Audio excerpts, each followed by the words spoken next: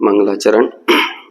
वंदित सब सिद्धि धूमचल मणोवमं गदिं पत्तम् गोच्छामि समय पाहुड मिणमो सुद केवली भणिदम्। नमः समय साराय स्वानुभूत्या चकासते चित स्वभावाय भावाय सर्वभावांतरच्छिदे।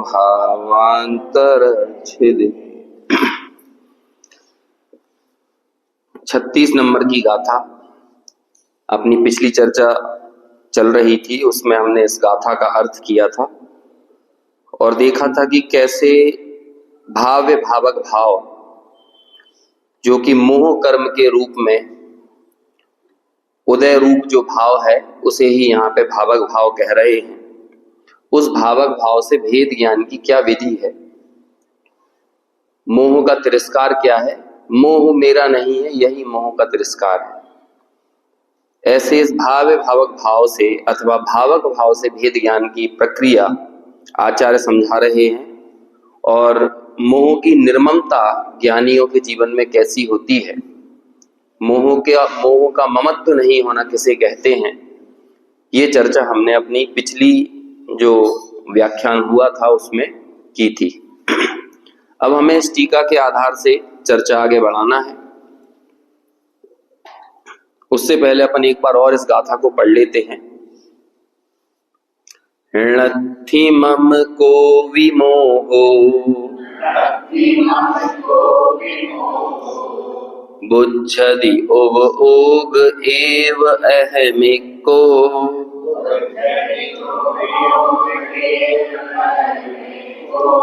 तम मोहणिम मत्तम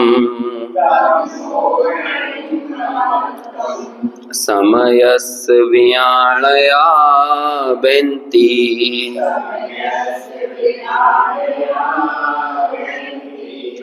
अनुवाद।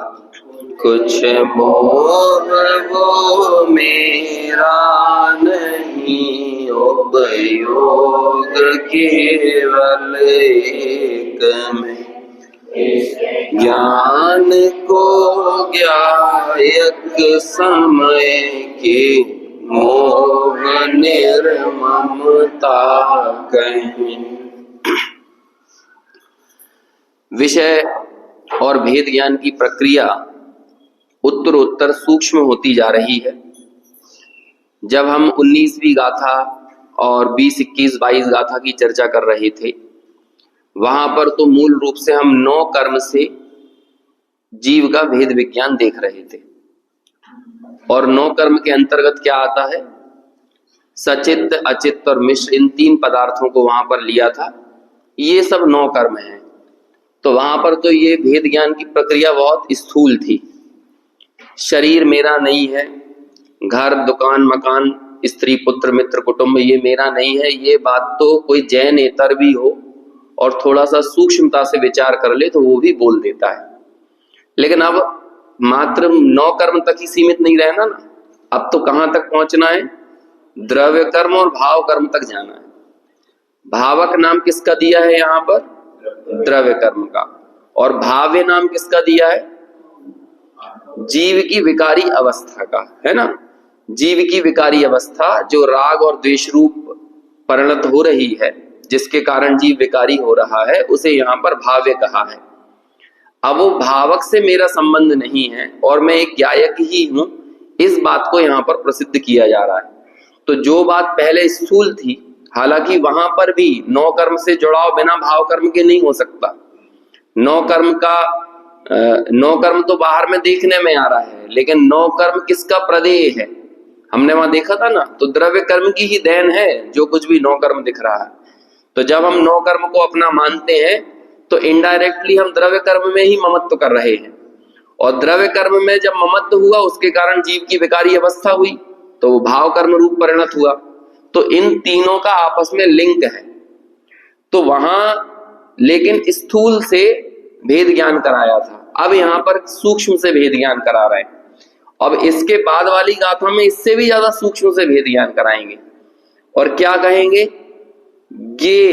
ज्ञान और ज्ञेय का जो संबंध है ना, कि ये ज्ञेय भी मेरा कुछ नहीं है, ज्ञान में झलकने वाले जो ज्ञेय हैं वो भी मेरे कुछ नहीं है।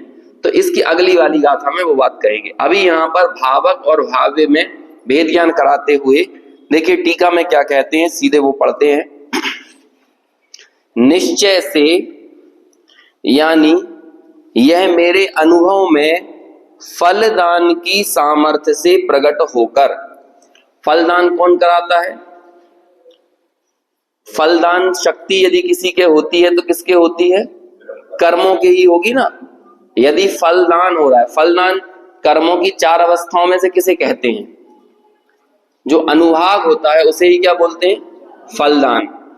और ये अनुभाग सबसे आखिर में देखने में आता है। यदि किसी का अनुभाग हुआ है तो इसका मतलब उसकी पूर्व की प्रक्रिया भी घटी ही होगी, वहां पर प्रदेश बंद, प्रकृति बंद, स्थिति बंद, ये सब भी हुआ ही होगा, है ना। सबसे पहले कौन सा बंद होता है? नहीं, सबसे पहले कौन सा बंद होगा? प्रदेश बंद, है ना। फिर वो प्रदेश बंद जीव के परिणामों के अनुसार बाद में उनको प्रकृतियां मिलती है, कर्म वर्गणाओं के साथ पहले, ऐसा ही है ना, पहले प्रदेश, हाँ मतलब वो साथ ही है, लेकिन पहले एक क्षेत्राव का संबंध हुआ और फिर परिणामों के अनुसार उनको प्रकृति मिल गई। हालांकि क्रम तो हम प्रकृति, प्रदेश, स्थिति, अनुभाग ऐसा ही पढ़ते हैं। तो जो अनुभाग आपको देखने में आ रहा है, इसके मतलब बाकी की 3 चीजें भी हुई होंगी। तो ये जो फलदान की सामर्थ्य से प्रकट हुआ है, तो अब आप इसमें साथ में ये भी समझो कि वो अकेला फलदान नहीं, बल्कि वो प्रकृति रूप भी हुआ है, वो प्रदेश रूप भी हुआ है, और उसको स्थिति भी मिली है। ऐसा प्रकट होकर, अगला पेज निकालिए, भावक रूप होने वाला कौन हुआ है? फलदान रूप की सामर्थ्य से प्रकट कौन हुआ है? भावक रूप। भावक यानी होता है जो भाव्य कराए वो भावक, है ना, जो काम कराए वो कारक। तो जो का शब्द लगता है ना, वो कर्ता के अर्थ में लगता है। तो जो जीव के विकारी भाव रूप परिणमन कराए वो क्या कहला रहा है यहाँ पर?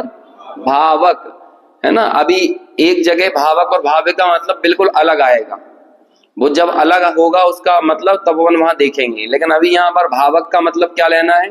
जो विकारी परिणमन करा रहा है वो। ऐसा भावक रूप होने वाले पुद्गल द्रव्य से रचित।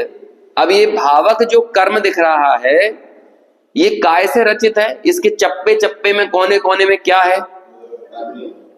ये किसकी रचना है? किसकी रचना है? ये जो कार्माण वर्गणा जो है, जो द्रव्य कर्म है, इसके कोने कोने में क्या पड़ा हुआ है? पुद्गल। पुद्गल द्रव्य की रचना है। इसका रचनाकार कौन है? पुद्गल द्रव्य है। और मैं कौन हूं? तो इसी के दम पर तो हम ये बोलेंगे ना, ये मोह कुछ मेरा नहीं। तो फिर पूछा जाएगा किसका?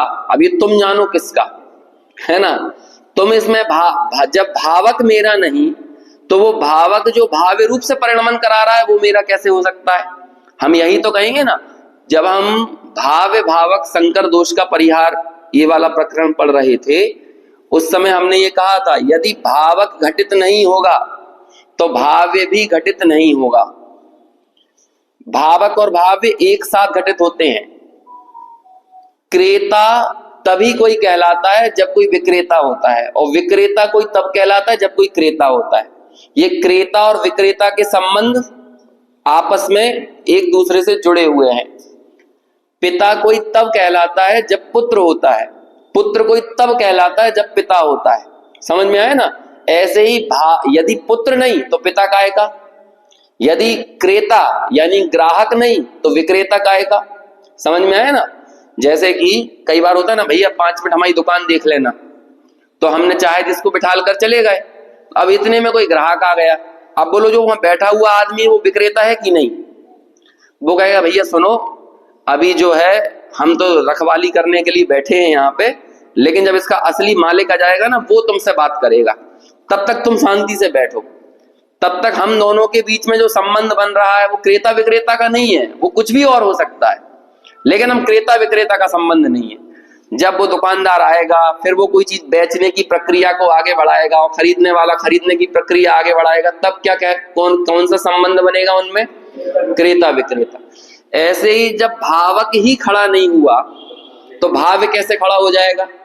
तो जब हम ये कह रहे हैं कि ये जो मोह है ना, जो मुझे विकारी अवस्था में परिणमित कराएगा, हमें नहीं मालूम ये मोह किसका है, तो बोलो फिर जो विकारी अवस्था हो रही है ये मेरी हो सकती है क्या? नहीं, मैं तो कैसा हूं? उपयोग केवल एक मैं। यहां पे पीछे कहीं लिख देना चाहिए जब तक अपनी समय सार की चर्चा चल रही है, उपयोगो लक्षणम, बस इतनी सी बात है। सूत्र तो छोटे ही होते हैं, लेकिन उतने से सूत्र से लक्षण से लक्ष्य तक पहुंचना है ना। देखो, समय सार को जबरदस्ती में लोगों ने कठिन बना दिया। ये कठिन ग्रंथ नहीं है। समय सार के लिए किसी नए या विशेष ज्ञान की जरूरत नहीं है। जो ज्ञान आपके पास है ना, उससे ही समय सार मिलेगा। जो भी ज्ञान आपके पास है, जितना ज्ञान आपके पास है, बस उतने ज्ञान में ही निजपना करना, एकत्व करना, उसका नाम ही समय सार की प्राप्ति है। समय सार के लिए 11 अंग 9 पूर्व नहीं चाहिए। बाकी ये जितना ज्ञान जो हम लोगों ने इकट्ठा कर रखा है ना, ये जो क्षयोपशम ज्ञान बड़ा, इस क्षयोपशम ज्ञान पर दृष्टि से तो समय सार हाथ से चला जाएगा। हम लोगों को क्षयोपशम ज्ञान की कदर आती है, लेकिन क्षयोपशम ज्ञान पर दृष्टि हुई तो समय सार फिसला, और सामान्य ज्ञान पर दृष्टि आई तो समय सार मिला।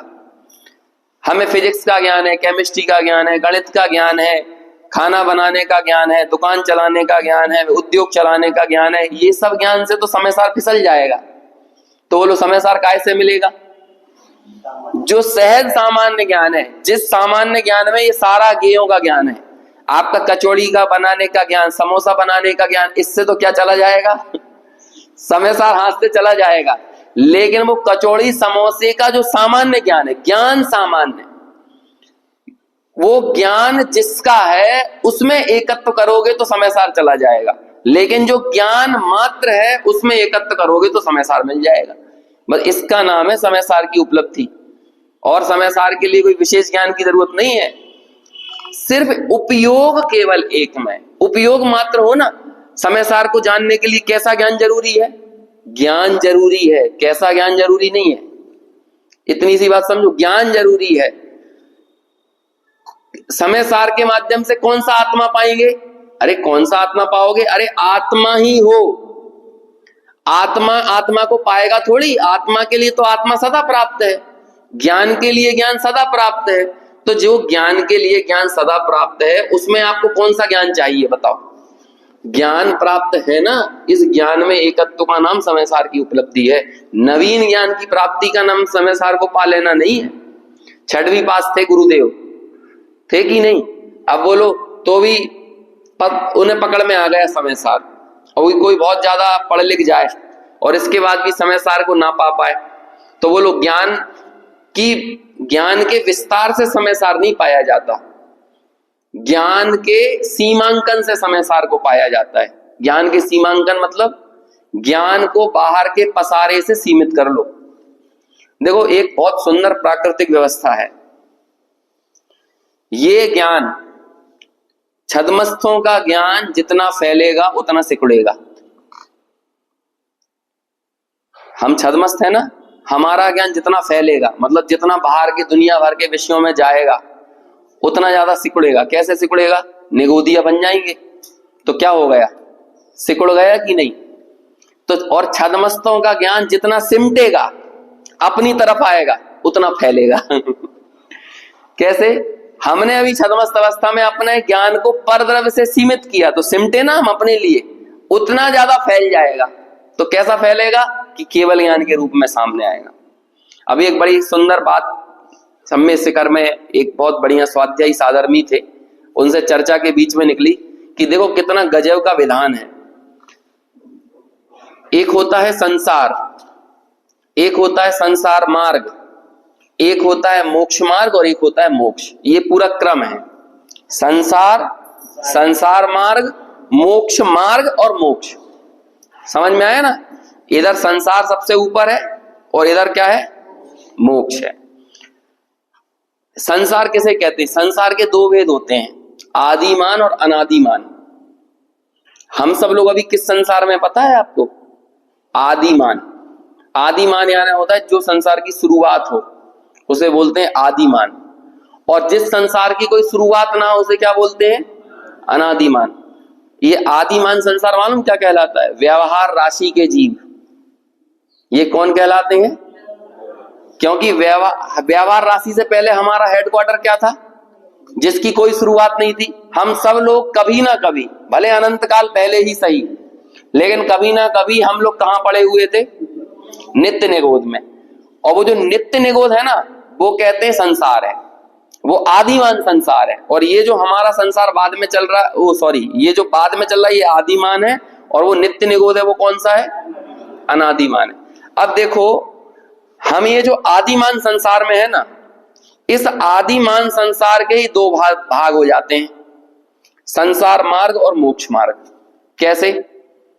क्योंकि चाहे वो चौथे गुण स्थान वाला हो, वो भी इस व्यवहार राशि के अंदर है, और चाहे जो पहले गुण स्थान वाला हो लेकिन अभी 2 इंद्रिय 3 इंद्रिय या संगी पंचेंद्रिय तक का जो जीव है, वो सब कौन से जीव कहलाएंगे?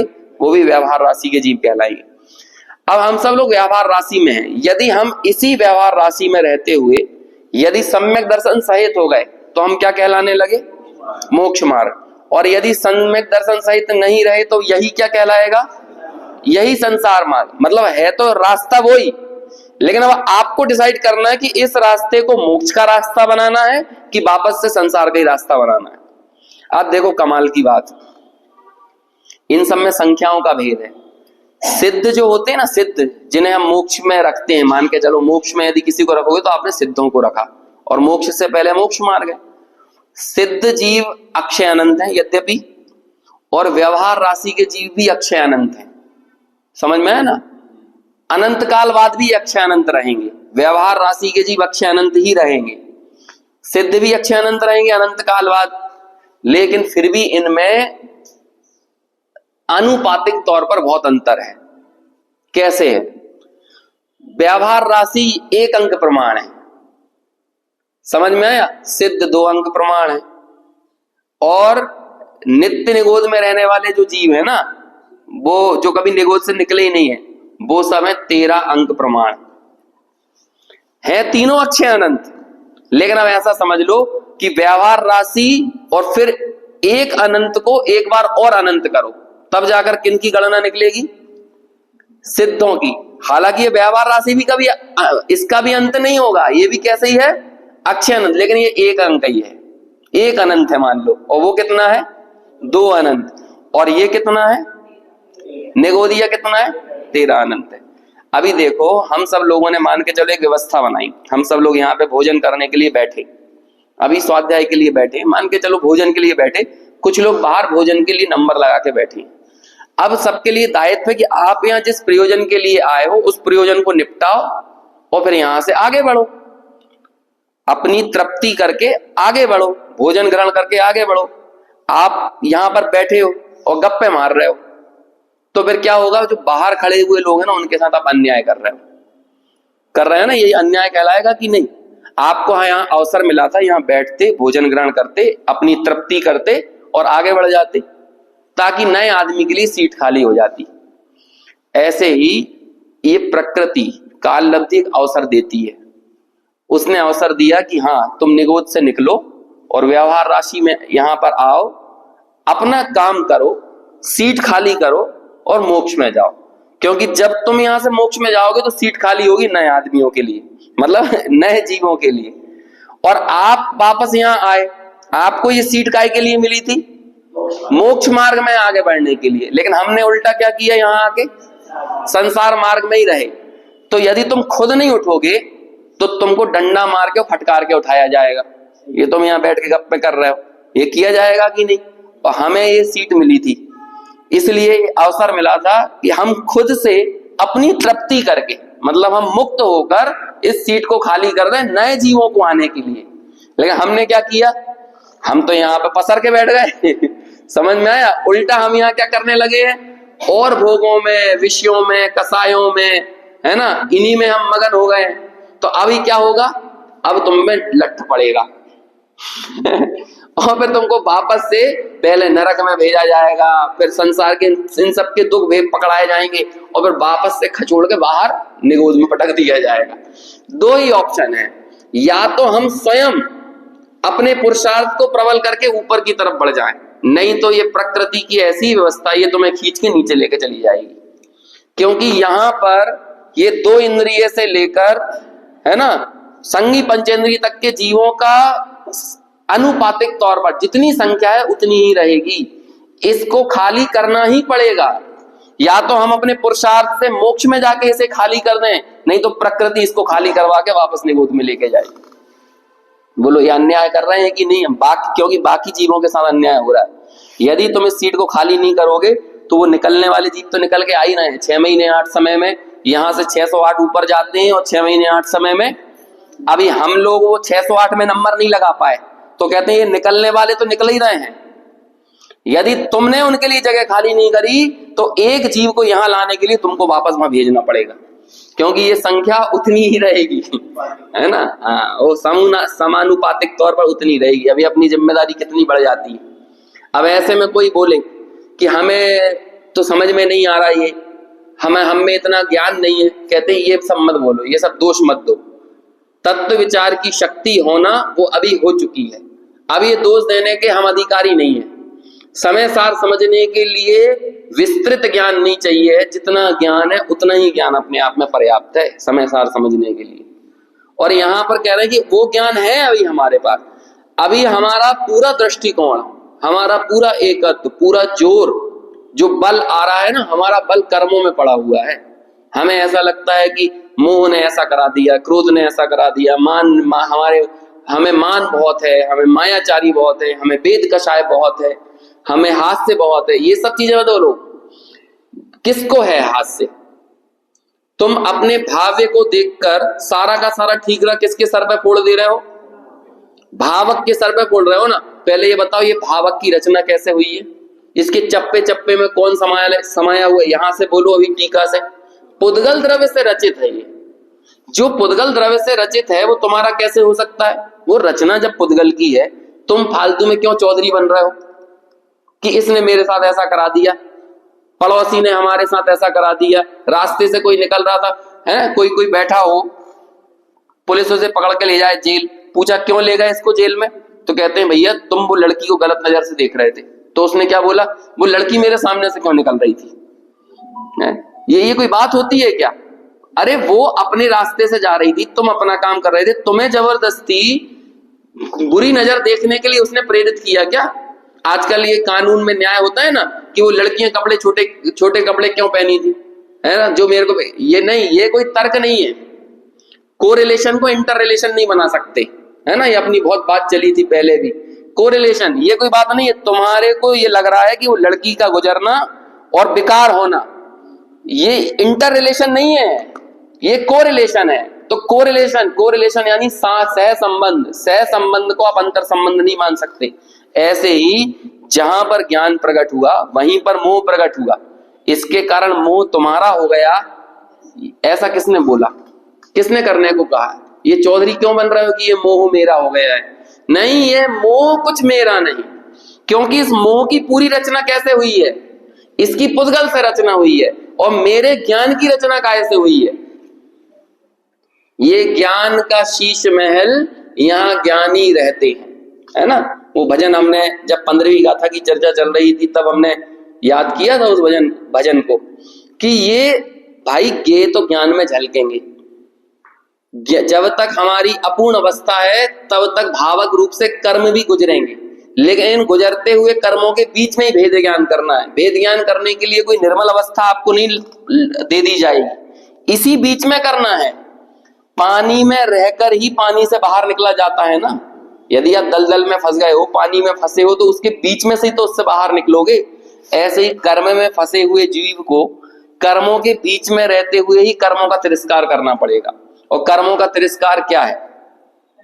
ये मोह कुछ मेरा नहीं, उपयोग केवल एक मैं। बस इस लक्षण से जानो, इस उपयोग, ये तुम्हारा लक्षण है, सर्वांगीण लक्षण है। इसे चाहे जैसे टंकोत्कीर्ण शब्द है ना, टांके से उकेरा गया, ये ही तुम्हारा लक्षण है। अनंत काल बाद भी यही लक्षण रहेगा, अनंत काल पहले भी यही लक्षण था तुम्हारा। जब जब जहां जहां जैसा जैसा परिचय होगा, तुम अपने आप को कहीं से ढूंढ पाओगे। तो कैसे ढूंढ पाओगे?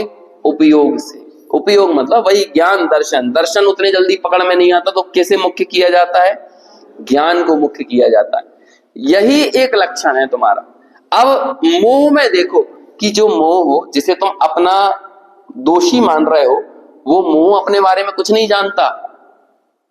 उस मोह को भी तुमने जाना, और तुमने जानकर उसके बारे में ये जाना कि इसमें चैतन्य तो कहीं कुछ है ही नहीं, इसमें ज्ञान तो कहीं कुछ है ही नहीं। इसकी पूरी रचना कैसे हुई है? पुद्गल द्रव्य से रचित है ये। ऐसा पुद्गल द्रव्य से रचित, देखो फिर आगे टीका में, मेरा रचित मोह क्या बोल रहे हैं? मेरा कुछ भी नहीं लगता। समझ में आया ना? ये हमारा कुछ, यदि तुमने कहा ये मेरा कुछ लगता है, तो तुम भी धर लिए जाओगे। एक बार की बात है, दिल्ली पंचकल्याणक की बात है। तो रात को कहीं से आए होंगे, 1 आध बज गए होंगे, हमारे दोस्त वगैरह सब लोग थे। तो बाकी सब दोस्त आ गए, तो बीच में एक पुलिस वाला आया होगा, इतनी रात को तुम लोग कहाँ घूम रहे हो? दिल्ली के आत्मादि ट्रस्ट का पंचकल्याणक। मतलब हमारी उम्र जब शायद 20 साल की रही होगी, 18-20 साल की, है ना। तो वो पुलिस ने पकड़ लिया, कहाँ से चले आ रही है ये पूरे नए लड़कों की टोली। तो उन्होंने सोचा दिल्ली में घूम रहे हैं। अब हमारी ट्रेन ही रात को लेट आई थी, तो साधना नगर पहुंचते से लेट हो गया जब वो पंचकल्याणक की बात थी। तो हमारा ही एक दोस्त था, वो पीछे आ रहा था। उसने देखा ये 2 पुलिस वाले हैं, तो वो आके बोलता है, भैया हम इन्हें नहीं जानते वो हमारा ही दोस्त था। वो ऐसा क्यों बोला, हम इन्हें नहीं जानते, ऐसा क्यों बोलने लगा?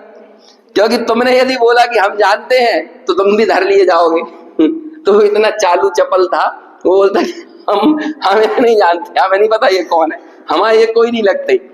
मतलब वो भी मालूम है उसको कि यदि उसने बोला ये हमारे कुछ लगते हैं, तो इनको तो धरा ही जा रहा है, तुम्हें भी धरा जाएगा पर बाद में वो तो खैर बातचीत करके, फोन लगा के अपने जो भी वहां पे सक्षम अधिकारी थे उन्हें बुला के फिर वो बात रफा दफा की। लेकिन लोक में भी हमें पता है कि यदि कोई पकड़ाया जा रहा है और हमने इससे अपना संबंध जोड़ा, तो ये तो जाएंगे ही, है ना। वो कहते हैं ना, हम तो मरेंगे सनम, तुम्हें भी ले डुबाएंगे, है ना। हम तो डूबेंगे, तुम्हें भी डुबा देंगे। ऐसे ही स्थिति है। ऐसे ही देखो, ये मोह तो अपने विकारी परिणमन के कारण वैसे ही बदनाम है, लेकिन तुमने जहां पर इससे संबंध जोड़ा, तो तुम भी बदनाम हो जाओगे। इसलिए आचार्य उसके लक्षणों का भेद करके बताते हैं कि देखो इसकी पूरी रचना कैसे हुई है, पुद्गल से हुई है, और हमारी रचना कैसी है, ज्ञान से है। मैं तो भिन्न द्रव्य हूं, ये भिन्न द्रव्य है। दोनों द्रव्यों के बीच में अत्यंता भाव की बड़ी भारी वज्र की दीवार है। अब ये दोनों आपस में कैसे रिलेट कर सकते हैं? कहीं से कोई दूर दूर तक संबंध नहीं है। तो जब संबंध नहीं है, तो फिर इस पर अधिकार और आधिपत्य अपना क्यों जमा रहे हो? आचार्य कहते हैं कि भैया ये जो भावक है, जिस भावक की उपस्थिति में मुझे भाव्य की संज्ञा दी जाती है, भाव्य मतलब विकारी भाव, है ना। अभी मैं आगे सिर्फ भाव्य शब्द से ही बोलूंगा तो आपको समझ लेना है इस प्रकरण में। आगे भाव्य आएगा तब दूसरा मतलब होगा उसका। तो जब ये भावक मेरा कुछ नहीं लगता, तो भाव्य में कैसे हो गया? मैं तो हुआ ही नहीं। इसकी मौजूदगी हो या इसकी मौजूदगी ना हो, दोनों ही अवस्था में मैं तो ज्ञान ही हूं, उपयोग केवल एक में। ऐसा ये मोह मेरा कुछ नहीं लगता। अब आपने क्या किया? फ्लैटों में ये सिस्टम चलता है कि कई बार सबके दरवाजे अगल बगल में ही होते हैं, एक गेट यहाँ पर है, एक गेट यहाँ पर, एक गेट यहाँ पे। और बंबई वगैरह शहरों में पता चल रहा है एक फ्लोर पर 16 फ्लैटों के दरवाजे बने हुए हैं, एक ही फ्लोर पर। अभी थोड़े से नंबर का थोड़ा सा मिसमैच हो जाए, तो कोई किसी दूसरे का रिश्तेदार किसी दूसरे के यहाँ पहुंच जाए, तो और घंटी बजा के गेट खोल दे, तो आप उसका तिरस्कार कैसे करोगे? भैया हमने तो तुम्हें कभी नहीं देखा, हम तुम्हें नहीं जानते, तुम कौन हो। अब बोलो वो सामने वाला क्या करेगा? तुम्हारे घर के अंदर कदम रखने की हिम्मत जुटाएगा? नहीं जुटाएगा। क्यों? तुम मेरे कुछ नहीं लगते। ये मेहमान और मेजबानी का संबंध तो तब होगा, हम मेजमान और तुम मेहमान, ये संबंध कब बनेगा? जब परिचय होगा, जब संबंध होगा। जब संबंध ही नहीं तो हम काहे के मेजबान और तुम काहे के मेहमान? दो लोगों की उपस्थिति मात्र मेहमान और मेजबानी का संबंध तय नहीं करती। ऐसे ही भाव यानी होता है मेजबान। मेजबान समझते हैं ना, होस्ट, और भावक कौन हो गया? गेस्ट, है ना। तो ये गेस्ट ने हमें होस्ट बना दिया। यदि मेहमान आए तो हम कौन बन गए? यदि मेहमान आए और हमने कहा कि हाँ आप हमारे ही हो, फूफा, चाचा, काका, बाबा, ताऊ, ताई, जो भी कह लो, आप हमारे हो, तो हमें अपने आप संज्ञा मिल गई। अपने आप कौन सी संज्ञा मिल गई? मेजबान की, होस्ट की। अब आपने दरवाजे के बाहर ही बोल दिया भैया हम नहीं जानते तुम्हें, तुम हमारे कोई नहीं लगते।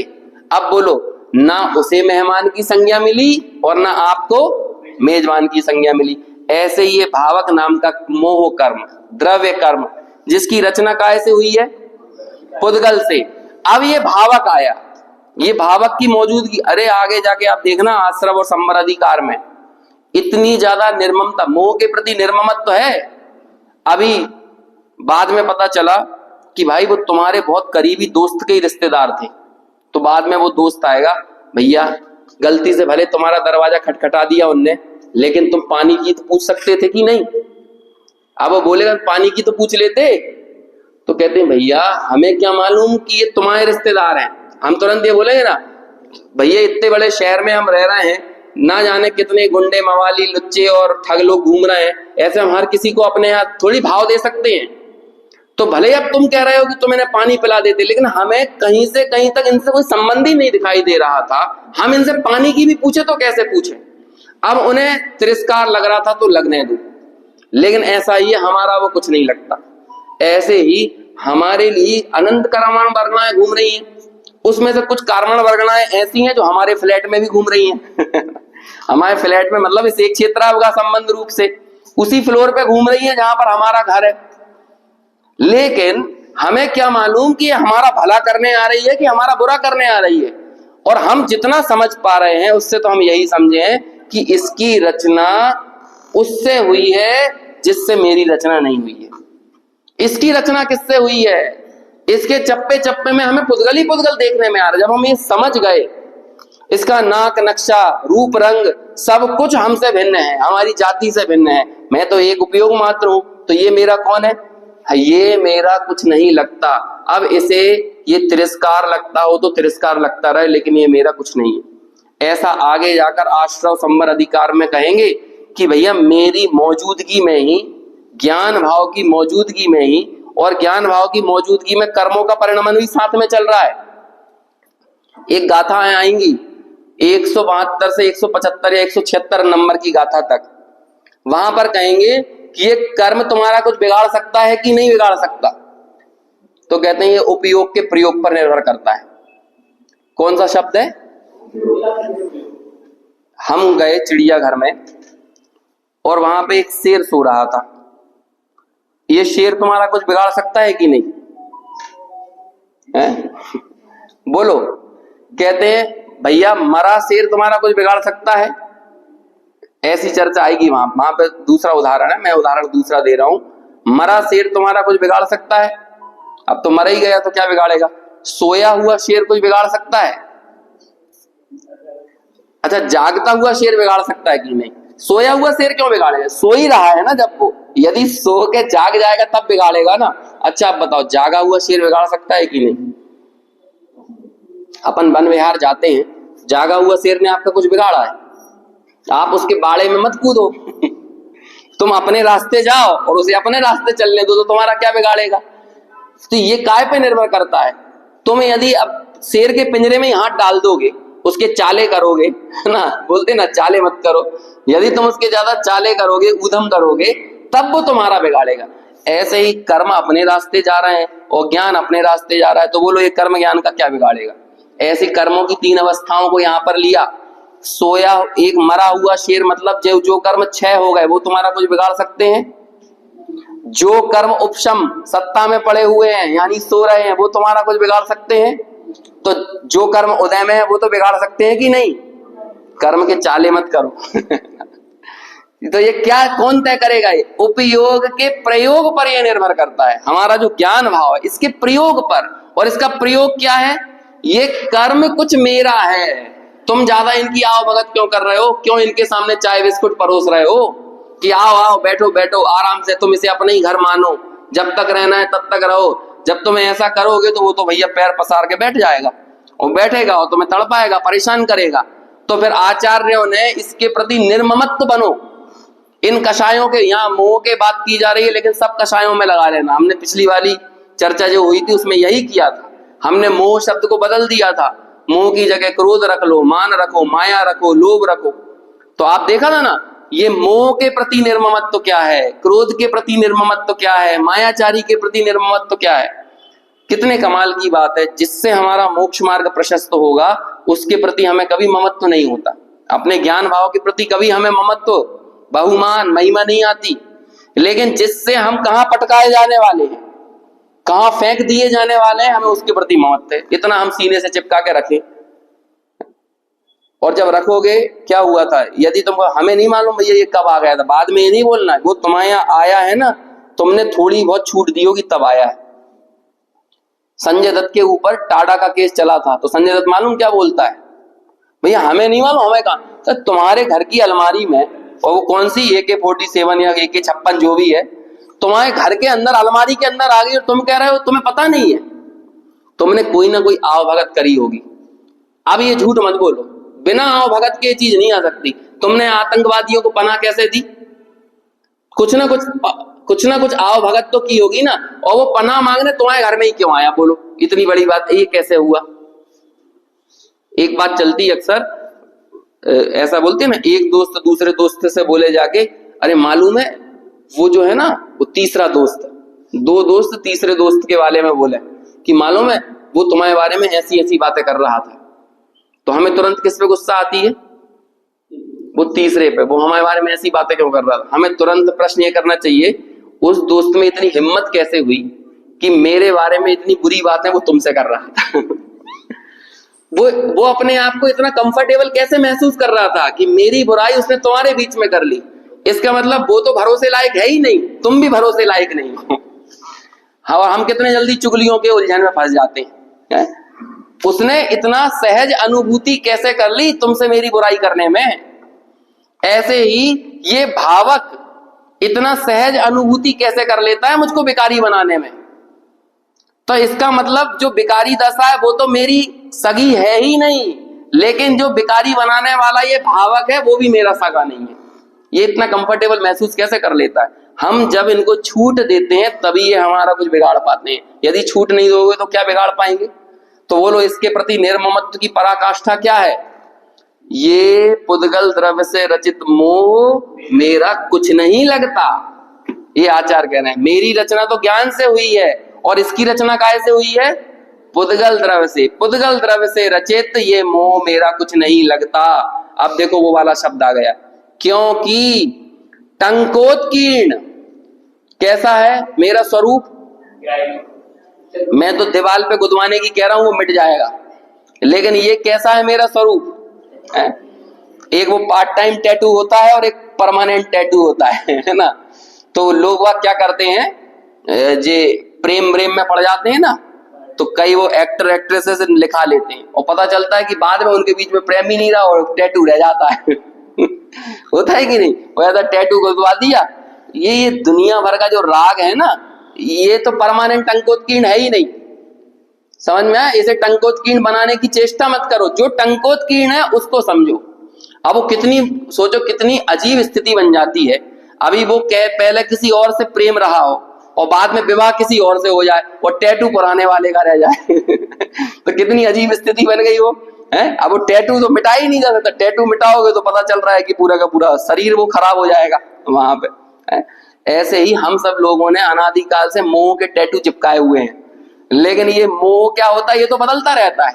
कभी किसी वस्तु का मोह, कभी किसी वस्तु का मोह, लेकिन ये मोह मेरा कुछ नहीं लगता। यदि टैटू बनाना ही है ना, टांके की तरह उकेरना है, तो किसका उकेरो? उपयोगो लक्षणम। ये उपयोग केवल एक में, ये है मेरा स्वरूप। इसे आचार्य कहते हैं परमानेंट टैटू। उसका ही मतलब होता है टंकोत्कीर्ण। लोगों को समझ में नहीं आता है टंकोत्कीर्ण क्या होता है। टांके से उकेरा गया, जिसको मिटाया ना जा सके। हालांकि लोक में जिन पत्थरों को टांके से उकेरते हैं वो भी एक दिन फीके पड़ जाएंगे, लेकिन मेरा स्वरूप कभी भी फीका नहीं पड़ेगा। ये तो ज्ञायक ही रहेगा। ज्ञायक था, ज्ञायक हूं, ज्ञायक ही रहूंगा। आत्मा ही था, आत्मा ही हूं, आत्मा ही रहूंगा, ना बदलूंगा मैं। ये इसका नाम है। छोटी छोटी सी लाइनें होती हैं, लेकिन इनमें भेद विज्ञान की पूरी कणिका छिपी हुई है। ऐसा क्योंकि टंकोत्कीर्ण एक ज्ञायक स्वभाव का परमार्थ से पर के भाव द्वारा भाना अशक्य है।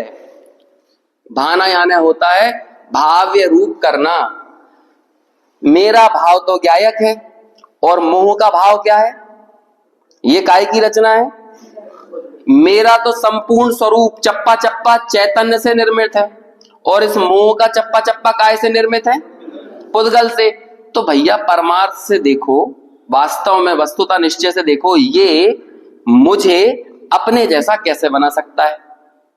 ये मुझे अपने जैसा नहीं, इसे बोल रहे हैं परमार्थ से मेरे स्वभाव को परभाव के द्वारा भाना अशक्य है। मतलब अन्य द्रव्य मुझे अपनी तरह से बदल दे, ऐसा हो पाना अशक्य यानी असंभव है।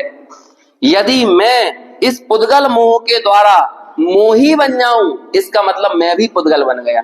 लेकिन मैं तो पुद्गल नहीं बना ना, मैं तो कौन रहा? मैं तो जीव ही रहा। तो बोलो फिर ज्ञानी की दृष्टि काय पर गई? अपने चैतन्य भाव पर या उस पुद्गल कर्म के भाव पर?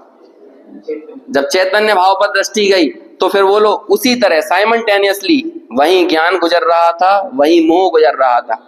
भैया हम दोनों बस साथ में गुजर रहे हैं, लेकिन तुम मेरे कुछ नहीं लगते।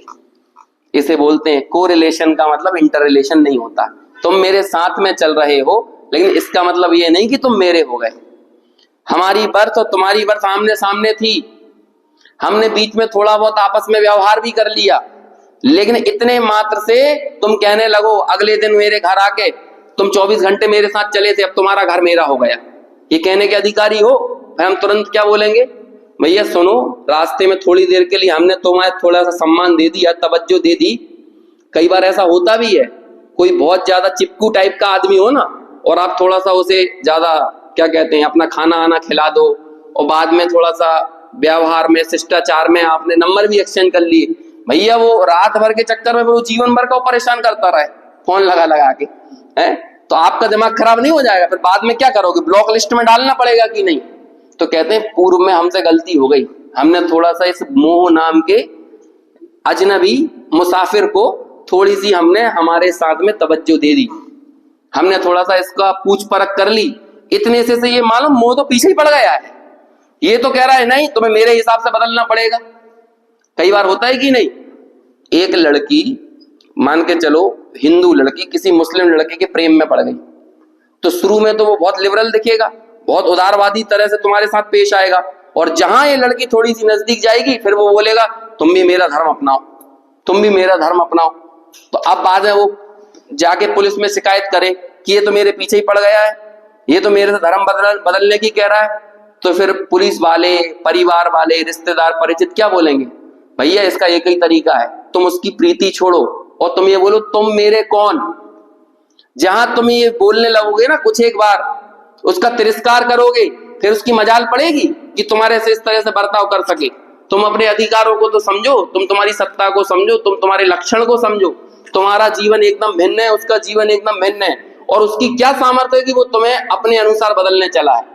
तुम जब उसके प्रेम में पड़ोगे तभी वो तुम्हें अपने अनुसार बदलेगा। हम इन कषायों के प्रेम में पड़ते हैं, तब ये कषाएं हमें भाव्य बनाती हैं। और यदि हमने ये बोल दिया, क्रोध प्रकट हुआ, और बस उसी समय अपने ज्ञान भाव को प्रकट करके बोलो भैया तू प्रकट तो हुआ है यहीं, लेकिन तू मेरा कुछ नहीं लगता। ये अभिमान पैदा हुआ है यहीं, लेकिन तू मेरा कुछ नहीं लगता। ये मायाचारी प्रकट हुई है यहीं, लेकिन तू मेरी कुछ नहीं लगती। क्यों नहीं लगती?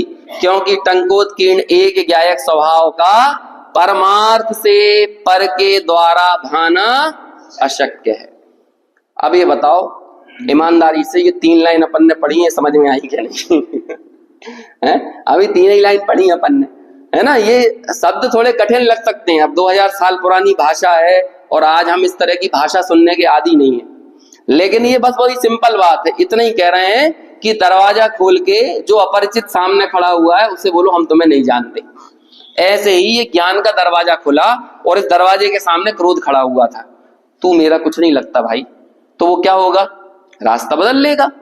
यदि तुमने उसे पानी आनी पिलाया तो अंदर वो रिवॉल्वर निकाल के खड़ा हो जाएगा तुम्हारे सामने और फिर कहेगा कि हमें जो भी तिजोरी खोलो, फिर ये खोलो, फिर ये चाबी दो। फिर क्या हो गया, ये पर के द्वारा भाना शक्य हो गया जब हमने उससे संबंध जोड़ा।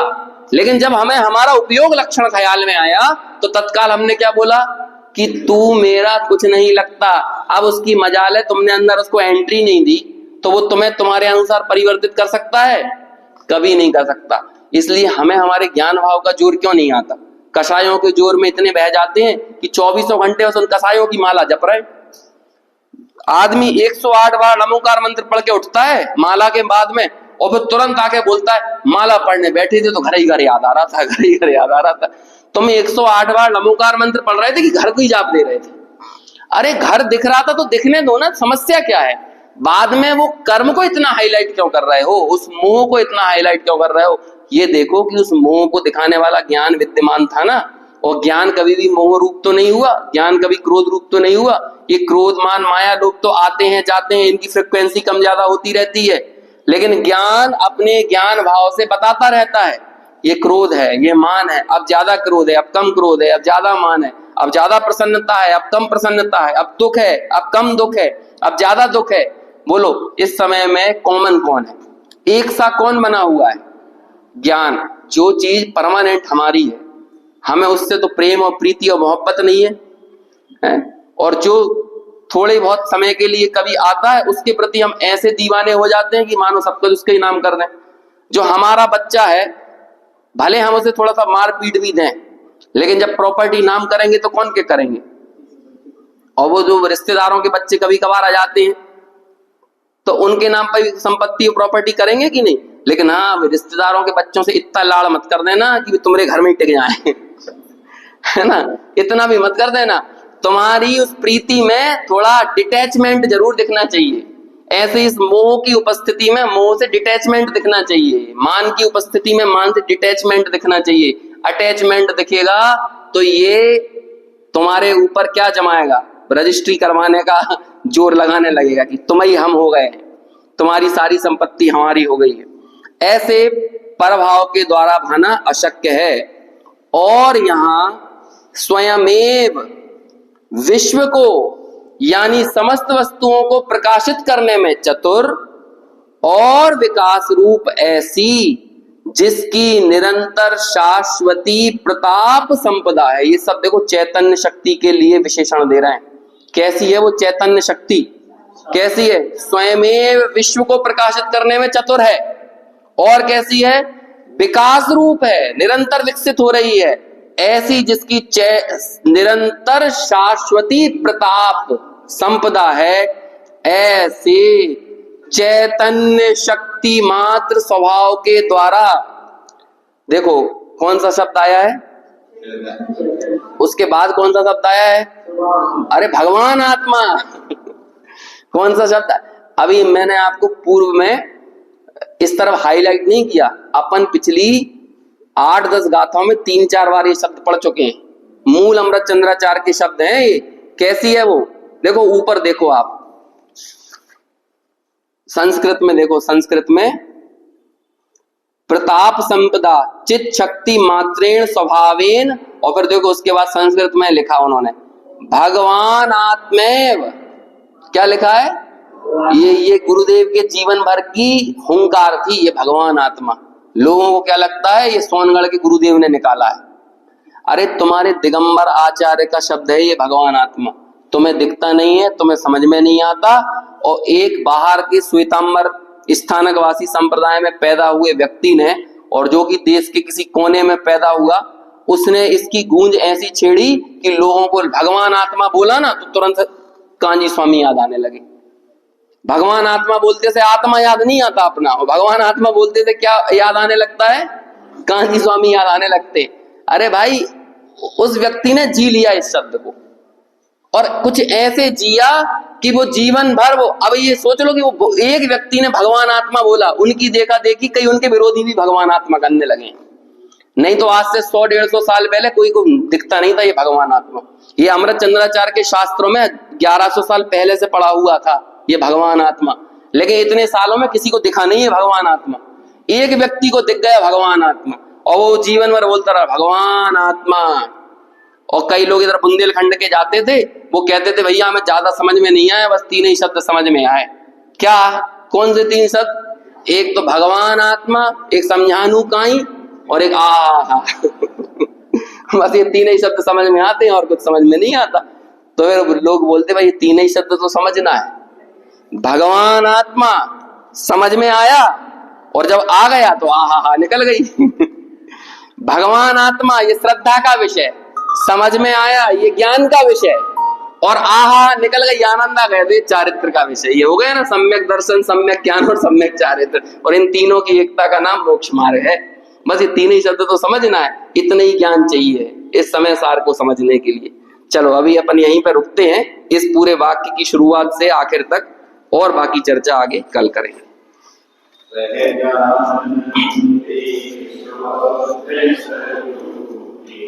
अविनाशी